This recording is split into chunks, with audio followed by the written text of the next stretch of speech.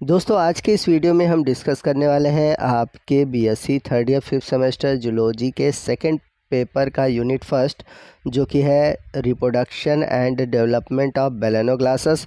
और आपको बता दें कि इस टॉपिक से रिलेटेड एग्ज़ाम में आपके क्वेश्चन बहुत पूछा जाता है। तो वो क्वेश्चन है क्या और वो क्वेश्चन कैसे पूछा जाता है, इन सभी टॉपिक को मैं आगे आपको वीडियो में बताऊंगा। तो वीडियो को ध्यान से देखिएगा, पूरा देखिएगा, वीडियो को कहीं स्किप मत कीजिएगा। तो सबसे पहले हम बात करते हैं बेलेनोग्लासेस के रिप्रोडक्शन की। तो बेलेनोग्लासेस में जो रिप्रोडक्शन होता है वो नॉर्मली सेक्सुअली होता है। ये सेक्सुअल रिप्रोडक्शन बहुत ही रेयर है। तो सबसे पहले बात करते हैं कि बेलेनोग्लासेस में ये सेक्सुअल रिप्रोडक्शन होता कैसे है। तो सबसे पहले 1923 में एक वैज्ञानिक थे गिलक्रिस्ट, उन्होंने देखा कि इंटेरोप्यूनिस्ट में ये सेक्सुअल रिप्रोडक्शन जो है एक असामान्य घटना है। और ये जो असामान्य एसेक्सुअल रिप्रोडक्शन है वो होता है बेलेनोग्लासेस कैपेंसिस में। तो बेलेनोग्लासेस कैपेंसिस में एसेक्सुअल रिप्रोडक्शन होता कैसे है? तो होता क्या है कि बेलेनोग्लास कैपेंसिस में हिपैटिक कैसिक रीजन नहीं होता। और गर्मियों के दिनों में होता क्या है कि इनके शरीर के जो पीछे वाले हिस्से होते हैं इनके बॉडी से अलग हो जाते हैं। तो ये जो टुकड़े होते हैं वो 4 से 5 महीने बाद नए बेलेनोग्लासेस का फॉर्मेशन करते हैं। तो इस तरह का एसेक्सुअल रिप्रोडक्शन ये रिप्रेजेंट करता है कि बेलेनोग्लासेस में रीजनरेशन की बहुत अधिक क्षमता होती है। If all the 3 parts that is proboscis, collar and trunk get separated from each other, every part will regenerate, all give rise a new individual। तो कहने का मतलब है यह है कि अगर इनके तीनों पार्ट जैसे कि प्रोबोसी, कॉलर और ट्रंक को अलग कर दिया जाए तो सभी पार्ट से रीजनरेट होकर एक नए इंडिविजुअल का फॉर्मेशन हो जाता है, यानी कि सभी पार्ट एक नए बेलेनोग्लासेस का फॉर्मेशन कर सकते हैं। आइए नेक्स्ट हम बात करते हैं कि बेलेनोग्लासेस में सेक्सुअल रिप्रोडक्शन कैसे होता है। तो बेलेनोग्लासेस में जो सेक्स होते हैं वो सेपरेट होते हैं, यानी कि मेल और फीमेल अलग होते हैं। और इनमें आपको सेक्सुअल डायमॉर्फिज्म देखने को नहीं मिलता, यानी कि मेल और फीमेल अलग होते हैं परंतु देखने में ये एक दूसरे में एक जैसे लगते हैं, यानी कि मेल और फीमेल को आप डिफरेंशिएट नहीं कर सकते। दोनों की बॉडी देखने में एक जैसी ही लगती है। अगर हम बात करें इनके गोनैड्स की तो मेल और फीमेल के गोनैड्स भी देखने में सिमिलर होते हैं।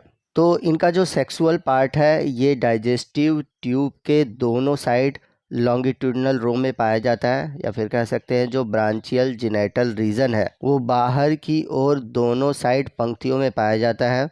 इसके अलावा इनमें कोई भी गोनोडक्ट नहीं पाया जाता। तो इनकी जो जनन ग्रंथि है वो सीधे बाहर की ओर खुलती है, जिसे हम बोलते हैं गोनोपोर। तो गोनोपोर पाया कहाँ जाता है? ये पाया जाता है गिल्स पोर के लेटरल साइड की ओर। तो जो सेक्स सेल है इसका फॉर्मेशन होता है जर्मिनल एपिथेलियम से। तो अगर हम बात करें इनके स्पर्म की तो इनका जो स्पर्म होता है राउंडेड हेड होता है, यानी कि उसका हेड गोल होता है और इसमें फ्लैजला लाइक स्ट्रक्चर पाई जाती है टेल रीजन में। और वहीं अगर हम बात करें ओवा की तो इनमें 2 तरह के ओवा देखने को मिलते हैं। एक होता है स्मॉलर जिसकी साइज़ होती है 0.06 mm की, और इनका जो डेवलपमेंट होता है वो डायरेक्टली होता है क्योंकि इनमें बहुत लिटिल अमाउंट में यॉल्क पाया जाता है। जबकि जो दूसरा ओवा होता है जो कि साइज़ में बड़ा होता है और इसकी साइज़ होती है 0.4 mm और ये डायरेक्टली डेवलप होता है। इनमें कोई लार्वल स्टेज देखने को नहीं मिलता, यानी कि जो छोटा वाला ओवा है उसमें लार्वल स्टेज देखने को मिलता है क्योंकि उसमें जो डेवलपमेंट होता है वो इनडायरेक्ट होता है,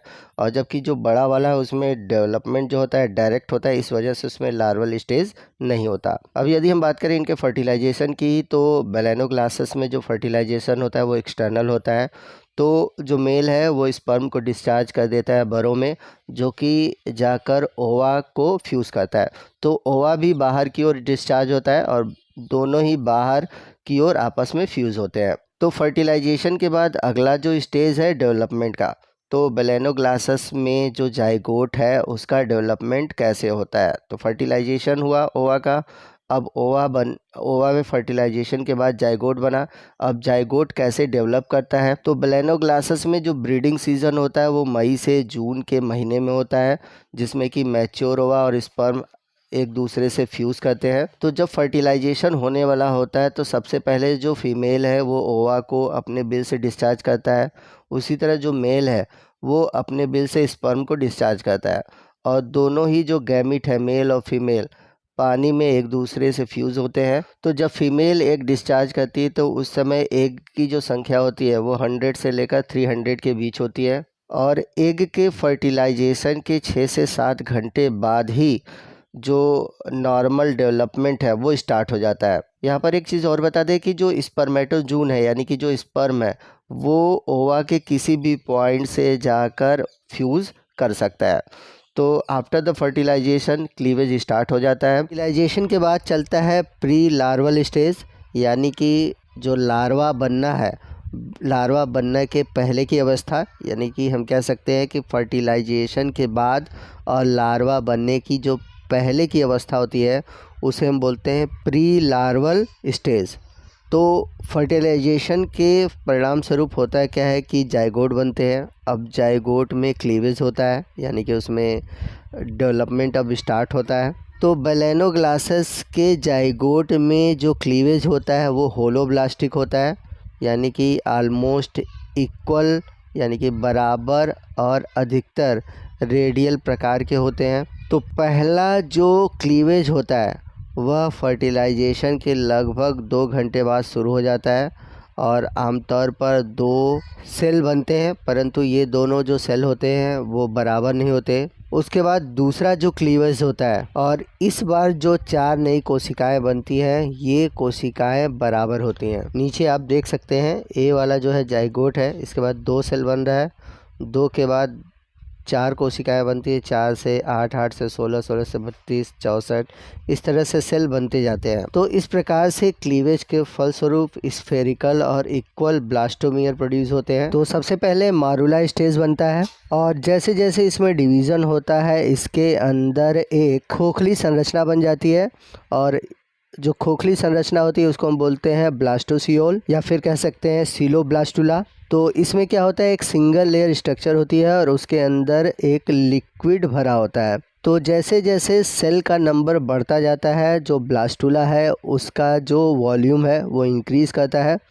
एज ए रिज़ल्ट ब्लास्टुला का जो फॉर्मेशन होता है वो 6 से 15 घंटे के बाद यानी फर्टिलाइजेशन के 6 से 15 घंटे के बाद हो जाता है। इसके बाद होता है क्या है कि 12 से 24 घंटे के बाद इन्वेजिनेशन स्टार्ट हो जाता है, जैसा कि आप फिगर ई में देख सकते हैं। तो यहाँ पे जो सिलोब्लास्टुला है जो सिंगल लेयर्ड है वो अंदर की ओर धंसता है और अंदर की ओर एक और कैविटी का फॉर्मेशन करता है जिसको हम बोलते हैं आर्किंटिरॉन कैविटी। तो धीरे धीरे ये जो कैविटी होती है अंदर की ओर वो कम होती जाती है और जो अगला जो स्ट्रक्चर बनता है वह कहलाता है गैस्टुला। तो जो गैस्टुला है वो इलोंगेट करता है एंटीरियर पोस्टीरियर एक्सिस पर और इसका जो एंटीरियर टिप है आर्केंट्रियन का वो डिफ्रेंशिएट हो जाता है एक सिलोमिक वेसल्स में जिसे हम बोलते हैं प्रोटोसियोल। आप यहाँ पर एफ वाले फिगर में देख सकते हैं, यहाँ पर आपको दिखेगा कि जो गैस्टुला है वो इलोंगेट हो रहा है, बढ़ रहा है और एंटीरियर पोस्टीरियर एक्सिस पर ये इलोंगेट कर रहा है और जो इसका एंटीरियर टिप है अब वो डिफ्रेंशिएट हो जा रहा है एक सिलोमिक कैविटी या एक कह सकते हैं सिलोमिक वेसल्स के रूप में जिसे बोला जा रहा है प्रोटोसियोल। और जो रिमेनिंग पोस्टीरियर पार्ट है जो कि आर्केंटिरॉन है वो फर्दर फ्यूचर में जाकर बनाता है गट या जिसको हम बोलते हैं एलिमेंट्री कैनाल।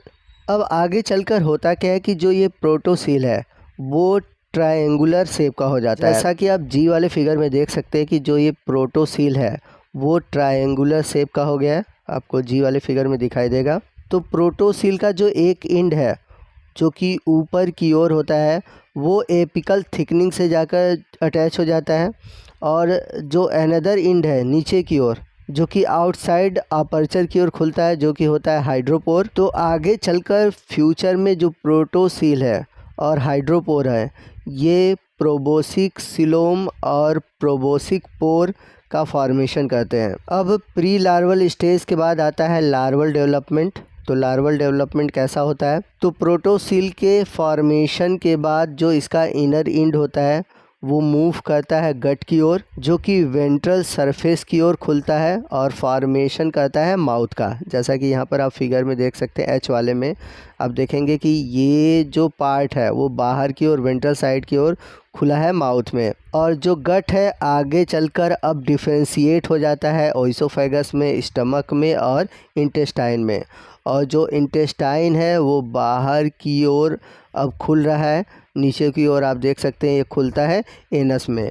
आगे चलकर आप देखेंगे कि जो इसकी बॉडी है, ठीक है, वो धीरे धीरे इसके जो ब्लास्टोपोर होते हैं वो क्लोज़ हो जाते हैं डे बाय डे। और जो एम्ब्रियो है धीरे धीरे सिलिएटेड हो जाती है। और एक तरह से देखा जाए तो एक फ्री स्विमिंग लार्वा का फॉर्मेशन होता है जिसे हम बोलते हैं टोर्नेरिया लार्वा। तो आप देख सकते हैं जो जे वाला फिगर है ये एक तरह से फुल्ली फॉर्म टोर्नेरिया लार्वा है। और आपके एग्ज़ाम में जो टोर्नेरिया लार्वा है इस पर 60 नोट पूछे जाते हैं, इंपॉर्टेंट टॉपिक है, अलग से टोर्नेरिया लार्वा के बारे में पूछा जाता है। तो आप इस टॉपिक को ज़रूर तैयार रखिएगा। एग्ज़ाम के पॉइंट ऑफ व्यू से देखेंगे तो इस टॉपिक से क्वेश्चन पूछे जाते हैं और जो टोर्नेरिया लार्वा है बहुत ही इंपॉर्टेंट है। तो दोस्तों इसी के साथ बेलेनोग्लासस के फर्टिलाइजेशन और जो एम्ब्रियोनिक डेवलपमेंट है और इसका जो सबसे इम्पॉर्टेंट टॉपिक था वो टोर्नेरिया लार्वा, वो ख़त्म होता है। आई होप आपको सभी चीज़ें समझ में आ गई होंगी। अगर फिर भी कोई डाउट है तो आप हमसे कमेंट करके पूछ सकते हैं। तो वीडियो कैसा लगा कमेंट करके ज़रूर बताइएगा। वीडियो अच्छा लगा होगा तो वीडियो को प्लीज़ लाइक करिएगा, अपने दोस्तों में शेयर करिएगा। मिलते हैं अगले वीडियो में अगले टॉपिक के साथ, तब तक के लिए जय हिंद, जय भारत।